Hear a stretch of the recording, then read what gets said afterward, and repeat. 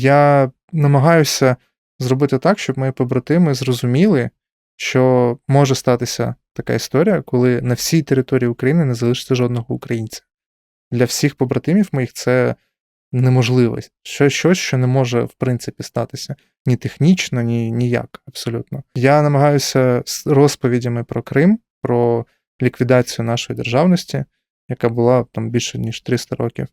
Я розповідаю про те, як росіяни знищували абсолютно всю літературу Кримського ханства, буквально всю, коли палали багаття з величезних бібліотек, з домашніх книг, які знаходили в будинках.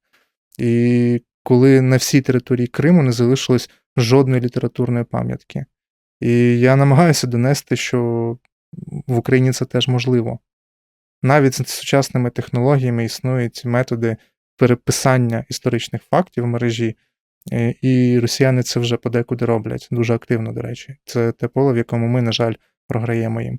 І це ваше майбутнє, якщо ми не зможемо подолати цього екзистенційного ворога.